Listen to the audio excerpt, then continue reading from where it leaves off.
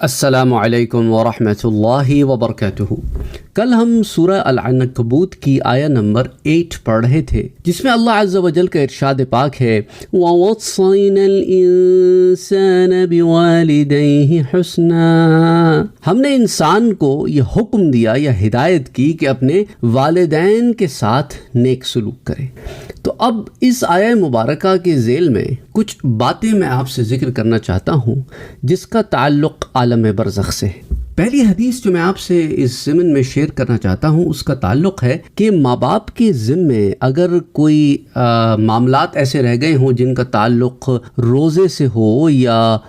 حج سے ہو، تو ایسی صورت میں اولاد کیا کرے۔ اس ضمن میں جو روایت آتی ہے، صحیح مسلم کی روایت ہے حضرت بریدہ بن الحصیب سے، وہ روایت کرتے ہیں کہ حضور صلی اللہ علیہ وآلہ وسلم کے پاس ہم بیٹھے ہوئے تھے کہ ایک عورت آئی اور اس نے پوچھا کہ میں نے اپنی ماں پر ایک باندی کو صدقہ کیا تھا، یعنی اپنی ماں کو ایک باندی دے دی تھی میں نے، اب وہ فوت ہو گئی ہے۔ تو آپ صلی اللہ علیہ وآلہ وسلم نے اس سے کہا کہ تمہارا اجر ثابت ہو گیا، یعنی تم نے اپنی ماں کی خدمت کے لیے اسے وقف کیا، وہ جب تک تمہاری ماں کے ساتھ رہی اس کی خدمت کرتی رہی، تو تم نے جو کیا اس کا اجر تمہیں مل گیا، اور وراثت نے اس کو تمہیں واپس کر دیا، یعنی اب تم اپنی ماں کی وارثہ ہو نا، تو وراثت میں وہ باندھی اب تمہیں واپس مل گئی۔ تو اس نے کہا یا رسول اللہ صلی اللہ علیہ وآلہ وسلم، یعنی دیکھیں نا، ایک چیز ماں کے اوپر آپ نے خرچ کی یا لگائی اور وراثت میں وہ آپ کو واپس مل گئی، تو جب تک اس کے استعمال میں رہی آپ کو بھی اجر و ثواب ملتا رہا اور پھر واپس آپ کے پاس آ گئی۔ اسی طرح اس نے کہا یا رسول اللہ صلی اللہ علیہ وآلہ وسلم، اس پر 1 ماہ کے روزے تھے، تو کیا میں اس کی طرف سے روزے رکھوں؟ آپ صلی اللہ علیہ وآلہ وسلم نے فرمایا اس کی طرف سے روزے رکھو،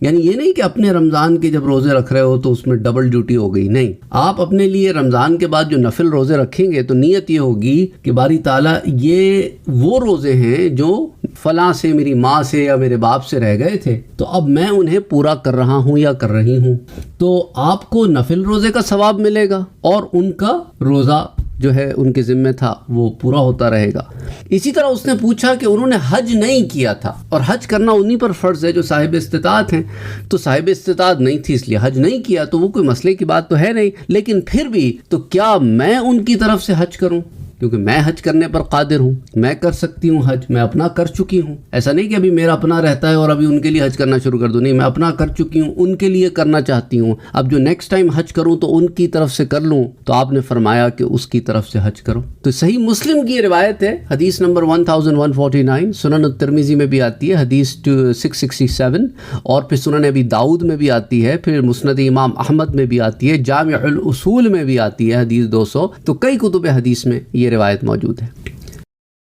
اسی طرح میں آپ کو ایک اور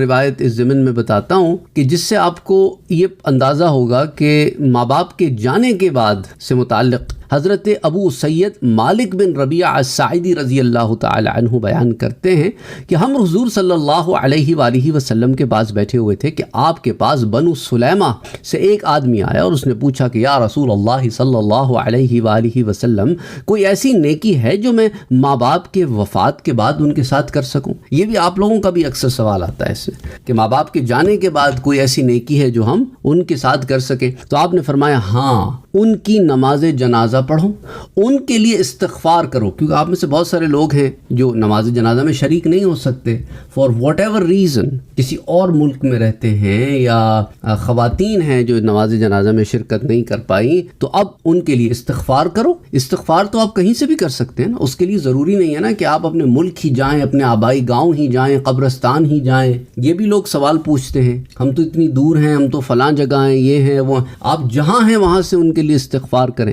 اچھا، پھر حضور نے یہ فرمایا اور ان کے بعد ان کے کیے ہوئے وعدوں کو پورا کرو۔ اگر تمہارے علم میں کوئی ایسی بات ہے کہ انہوں نے کسی چیز کا وعدہ کیا تھا کہ یہ کام میں کروں گا اور وہ نہیں کر سکے، تو تم اگر استطاعت رکھتے ہو تو پورا کرو، انہیں تو زندگی نے مہلت نہیں دی نا۔ اچھا، اسی طرح اگر انہوں نے کسی نیک کام کو جاری رکھا تھا، تم ان کے بعد بھی اس نیک کام کو جاری رکھو اگر استطاعت رکھتے ہو۔ اسی طرح حضور نے فرمایا کہ ان کے رشتہ داروں سے ملو، ان کے رشتہ داروں کے ساتھ ملنا تمہارا اپنے ماں باپ کے ساتھ نیک سلوک کرنا ہے۔ سمجھ آ رہی ہے بات آپ کو؟ کیونکہ آپ کے اعمال آپ کے ماں باپ پر پیش ہوتے ہیں، تو آپ کا حسن سلوک کرنا آپ کے اعمال میں لکھا جاتا ہے، اور یہ اعمال بھی ان کے سامنے رکھے جائیں گے کہ بھی تمہارے جانے کے بعد تمہارے بھائی بہنوں کو، تمہارے بھانجے بھتیجوں کو، تمہارے دیگر رشتہ داروں کو تمہاری اولاد نے چھوڑ نہیں دیا، تمہارے ماں باپ کو چھوڑ نہیں دیا، ان سے اب بھی ملتے ہیں، اب بھی یہ کرتے ہیں، وہ یہ سارے معاملات جو ہیں، تو ان کے رشتہ داروں سے ملو، ان کے رشتہ داروں سے ملنا